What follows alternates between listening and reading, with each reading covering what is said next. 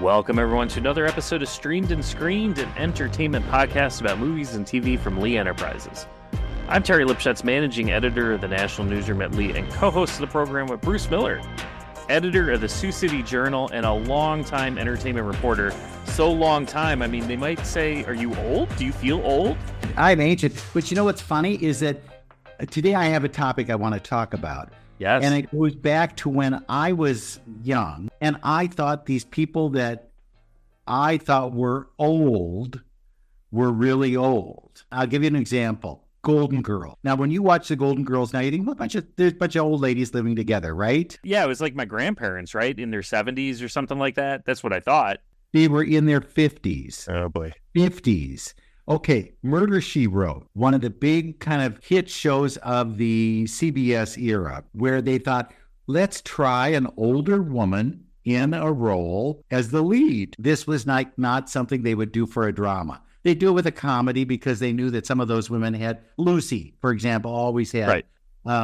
She had traction. But they were looking at Jean Stapleton from All in the Family as the person to be in Murder, She Wrote. And she didn't want to do it because she thought, I'm really not, it's not a fit. It's not a fit for me. So they went to Angela Lansbury. And Angela Lansbury had played Elvis's mother when she was in her 30s. And Elvis was like just a few years younger than she was in Blue Hawaii. So she always kind of registers a little older. But she was 59 when she started Murder, She Wrote. Wow. 59. And she ended the show when she was 71. Okay. Now, is that not weird? I'm stuck on the fact that Jean Stapleton could have been in Murder, She Wrote. But that is weird. Yeah, they were, at the time, seemed so much older than they were. Yeah. Well, Judy Garland, when Judy Garland had her own variety show on, I believe it was on CBS, she was in her 40s, and she seemed like she was Methuselah. Yeah. So that's the shift. And today, when we look at the new shows, now think about this. Who won the Best Actress in a Comedy Emmy? Well, Jean Smart. Jean Smart. How old is Jean Smart? She's, I don't know her exact age, but I know she's in her 70s, correct? 73. Right. Okay. So that says a 73-year-old is at the top of her game. Yeah, you're still working. Kathy Bates is starting a new series now, Matlock, 76. 76, yep. Right? We have Angela Bassett on 911, 66. Wow. I didn't realize she was that old, actually. Yeah. But she's been acting forever. Yeah. Wendy McClendon-Covey, who was on the Goldbergs, and then she was also on Reno 911, is now going to be in this new series called St. Denis Medical. Okay. And she plays the CEO of a hospital. She's 54. Wow. Now, that would have been somebody who was one of the Golden Girls back in the day. Yeah, that's crazy. You know? And so we're seeing a lot of these older ones. Mariska Hargitay, 60. Tom Selleck, 79. Rob Lowe, 60. Wow. Damon Wayans, who's coming in Papa's House, 64. Queen Latifah, 54. Cedric the Entertainer from Neighborhood, 60. The Golden Bachelor, the Golden Bachelorette. So there's some kind of a shift that we're seeing now that older is better. And my theory is that the people who are watching television, or at least broadcast television, are older people. Yeah, and you can see that to a degree also and you're also, I guess, trying to bring back some of those, that loyal audience who has grown up with some of these people. Because you think about somebody like a Ted Danson, right? Who, if you were a baby boomer who was, and you were born like roughly 1950, which my parents were born right around 1950, they were into Cheers in the 80s. Sure. But he kind of kept coming back, right? He was in The Good Place. He was in Becker. He was in CSI. I mean, he even had some Fargo. Recently, Fargo.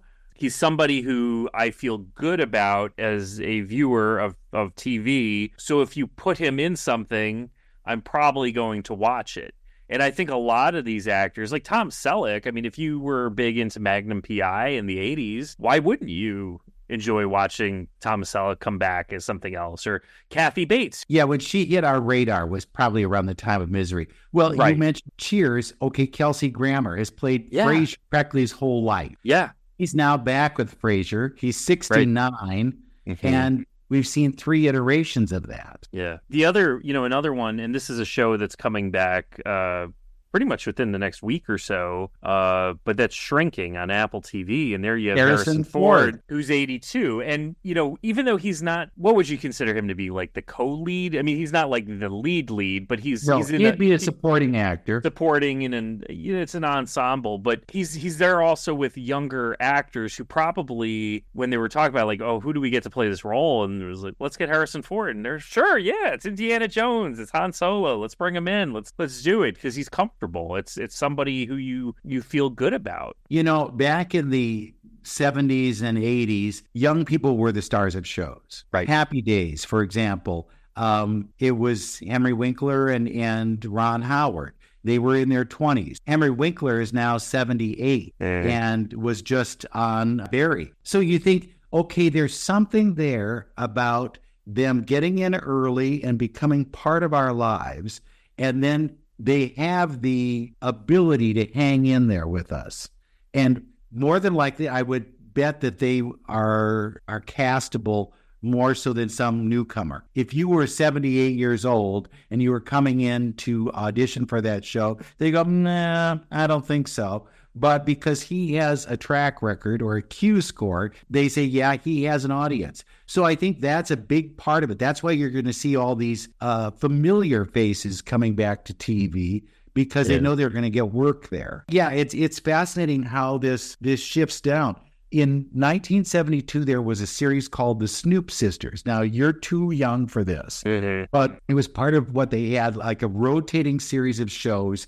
So they only maybe did 10 in a year's time. And it was about two kind of addled older women who were sisters who would solve mysteries. And Helen Hayes and Mildred Natwick were the two sisters. Now, Helen Hayes at the time was 72. And if you may remember, when she was in Airport, she was 70. And yet she seemed like she was at least 85 or 90. Mildred Natwick was 68. So you see our impression of what old is has shifted as well. Now we look at somebody who's in that age range and you go, oh, there's still a lot of life there left to them. They could still be performing. I don't know why they want to, but it's a different thing. And then there also is the changes in attitude. Look at Jane Fonda.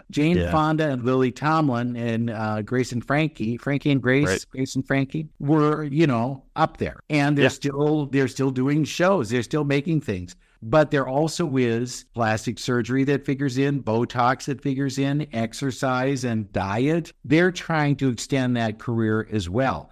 When you see some of the ones whose careers ended at 40 or 50, you wonder, well, why didn't they hang in there? Well, maybe because there was no place for them. There wasn't a part for them. You like to mention, though, a movie in the 80s? Cocoon. It was fun to watch. I remember it coming out. I think I might have even gone to it. I think my parents might have taken us to the theater. So 1985, it follows, of course, these old people, right? Like so old, they're living in a retirement home. Retirement community. And one of the main stars of this is Wilford Brimley, right? So Wilford Brimley, when that movie came out, how old would you say he was? I mean, because we've talked about this, but he looks like he was probably 70 something. Right. Yeah, he was 51 years old when that movie came out. And obviously you don't just film a movie overnight. So he was probably 49, 50 when he was filming it. Bruce, you know how old I will be when I have my next birthday? You're Wilford Brimley. I'm Wilford Brimley. I'm about to turn 49. Do I look like Wilford Brimley? You do not. Do not. I would not cast you in Cocoon 3. So don't even think about it. But yeah, it is interesting. And he had a long career after that, playing the grandpa in what's that in the other show. He aged so young, and they cast him in those much older roles, which is just fascinating to me because he did die recently, but it's not like he was 110 when he died. He died at a relatively normal old age. He just aged so young, I guess. I mean, the joke that was running around the internet a few years ago was Paul Rudd is the same age as Wilford Brimley was in Cocoon when he turned about 52, 51, 52. And now he's 55. Looks like he's 44. He looked, Jennifer Aniston is 55.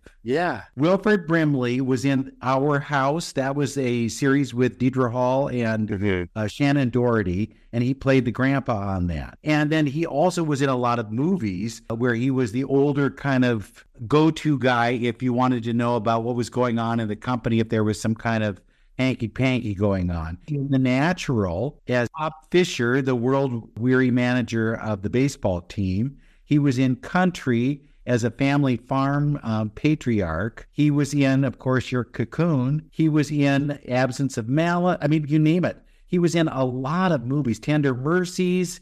He goes back to The Thing. So China Syndrome. These are all movies that had Wilford Brimley in them. And he played off the idea of looking old. For Cocoon, they drew liver spots on his face so that he would look a little older. He lived to be 85. He had a really long career. I do remember, like, when he died, thinking to myself, like, oh my, like, he was still alive. He was so old. What was he, 110? No, 85? Like, wait a second. He was only 85. I mean, how old was he when he was in Cocoon? No, he was making cream of wheat commercials. You're obviously targeting a certain audience with those commercials. Maybe he would look young if he shaved off the beard or the mustache. Maybe. It might have been a different thing. But there's been so many changes. And look at folks, like I even think about my own grandparents. They lived through the Great Depression. They lived through World War II. I mean, my grandfather, who fought in World War II, he lived to about 90 years old. They retired. He was an electrician in New York on Long Island for years, and then they retired when they were in their 70s, kind of right around the time I was born, probably. My grandparents looked so much older at the same age as my parents, who are now kind of in that age range. So yeah, I've tried to figure out, okay, let's look at pictures of my parents when they're my age now. And oh my God, it was ancient. I also remember we made a big deal about them turning 50, and we had a huge party for them when they turned 50. I had nothing like that. When I turned 50, I was at Disneyland. I went there and I said I was going to ride every ride on my 50th birthday. I realized that you never want to ride the canoe because those damn things need to be paddled. And I'm not going to paddle a canoe at 50. I did it. I'm good. I don't need it anymore. But, so we have different goals. And I think people live longer. So as a result, we're more accepting of an older audience. Yeah. I think, too, people like to be of that age, like to be in on things that are going on. It used to be kind of, you got to be a certain age and then you just plunked. And now they're not that way anymore. They are a vital part. Interestingly enough, there are older writers and directors and producers who are targeting those people. They think there is still a value in getting their disposable income. And they have more disposable income than other age groups do, especially now. Right. A person with a retirement account and Social Security and other kinds of income probably has the money to try whatever. So they're going to. Right. Yeah. And they might have the big screen TV, and they might have all of the extras that go along with it. And so that, I think it's a financial thing too. We're looking at those older people and making people think, yeah, I can look that young. Look at the ads for healthcare, where they'll have, try this and you'll be younger than ever. And, and they're probably a person in their 30s trying to be somebody who's in retirement age. So right. Yeah. It varies. Yeah. But you even, and you kind of alluded to this too, but even the people making the films, it's not just a young person's game anymore. Francis Ford Coppola, say what you will about his latest film, but he's obviously been directing forever. Martin Scorsese is still directing films. Steven Spielberg is still out there. Clint Eastwood, who's probably he's in his 90s. Yeah, he's in his 90s and he claims to keep retiring, but he doesn't. He keeps pumping out movies, and I will keep watching them because they're mostly good. So it's they just, as long as there's an audience and as long as they want to do it, and it does go the other way too. There's certain actors who've just kind of like, they rode out to the sunset. All of a sudden you'll see that picture every once in a while come up, like Gene Hackman, right? He's been retired for a while now, and I think I just saw some photos of him down in like Santa Fe or something.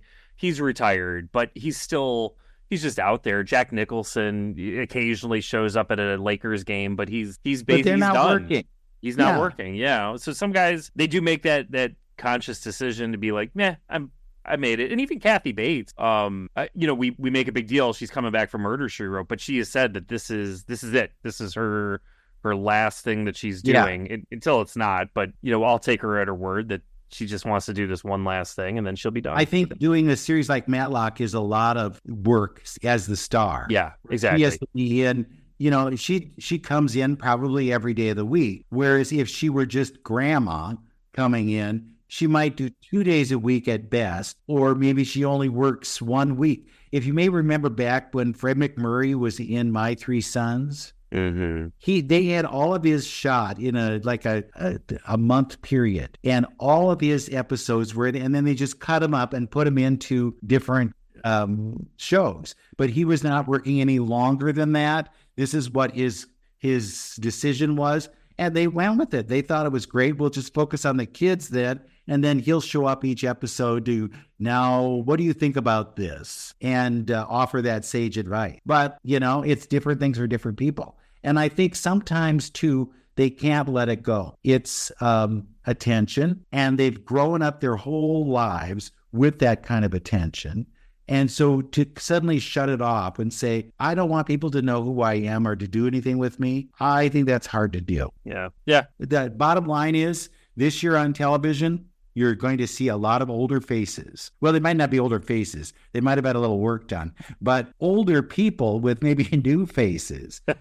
And I don't know that that's a bad trend at all. I think it's a healthy trend that they still see value in older actors. And they don't always have to be a character part. You'll see a lot of these Diane Keaton movies that I just hate, where she's playing somebody who feels like they're kind of out to pasture, and then they find new life somehow, or they find a new love interest, or whatever it might be. And I think those are demeaning more than anything, because it says that there is a certain sell-by date with people, and there is, and they still make it. Right. Yeah. I mean, we still see Jeff Bridges going out there, Kevin Costner going out there. Carol Burnett is still out there. Meryl Streep is still out there. Van Dyke just won an Emmy last year. Yeah. He's 90-something. He won 2 Emmys, a daytime one and a primetime one. Right. So yeah. We're still interested in them. They're still working. And this year more than ever, they're in a lot of shows. A lot of good looking shows out there. There's plenty out there to stream and watch, and whether it's traditional television, network television, or your streaming services like Netflix and Apple and Hulu and all those. There's just a lot, and I guess that's part of it also, is that there's so many options. Like maybe that was part of it back in the 80s. Well, there's limited room for shows on CBS and ABC and NBC and a couple others, so you just got to squeeze them in. But it's like TV seasons they're year long. You have your fall and your spring, but you have summer programming that drops on Netflix. You've got this.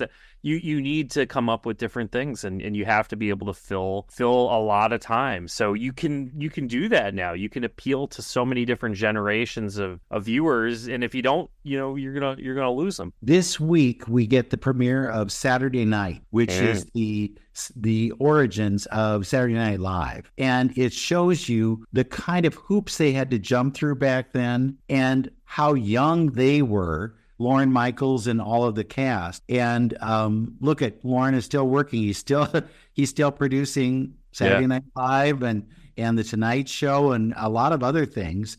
And he's up there as well. Right. 50 years ago, he was a young buck who was trying to make a go of it. And a lot of those actors are still going strong. Still see Jane Curtin. You still see Dan Aykroyd. So interesting. But this is one that you'll want to see, because it reminds you of when they were scared, hopeful, all those kinds of things. But that's in the movie theater. And I don't know, maybe it'll be a jumpstart for other origin stories. We might get the Murder, She Wrote origin story. We might get the early Golden Girls. They always threaten to do that. They threatened to reboot the Golden Girls, and they think people like Tina Fey, Amy Poehler, Maya Rudolph would be the ones to play the parts. But I think they're too busy with other things that the last thing they want to do is lock into a sitcom. Right. Yeah, I agree. So there you But go. that's our discourse on age. Yeah, aging is fine. Let's get behind it. It's fine. Are you ready for coming to the 50 mark? No, I'm not. How are you planning to celebrate? I don't know. It's I got a year to think about it, but I did because so my birthday is kind of in between Christmas and New Year's, which I've always hated because it's just it gets lost. It's like everyone's busy with Christmas or New Year's. Throw this in and call this your birthday present. Yeah. So I did talk. I'm not somebody that needs like a big 50th birthday party or anything like that. But I did mention to my wife, like, hey, maybe it'd be fun to do something during the summer where I celebrate 49 and a half. And maybe we, just get a party area at a baseball stadium or something and just have a little fun with some friends and some family or something like that. So I think that would be it. Like, if I did a 50th birthday party on December 20, whatever, like whatever, nobody's going to come. Like, right. Do we have to go? I know. Do we have to? I got so many other plans. Well, do not go to Disneyland and paddle those canoes. I will not. But the odd thing is that you can claim that 50 is middle age. I can, yes. You just have to get to 100 to be able to make it so. But 50 is not as old as it used to be. No. But it does. The one thing I will tell you from having been there is that it gets you to think about, well, I'm not a wunderkind. I can't, change the world. I can't probably make an impression on people, but I still have time to do something. And so I still have time to make those whatever years left into something that I want to be remembered for or that I want to get done. And the other good thing about getting old is that you don't care about what people think. I just love that. I'm waiting for the year when I get to have the unedited versions of all my conversations. Instead of like holding back and not saying something, I'm going to start saying things. So I don't know what age that hits, but I think I'm there. And on that note, because we don't want to air anything more that we shouldn't. No. Thanks again for listening, and we will be back again next week with another episode, Streamed and Screened.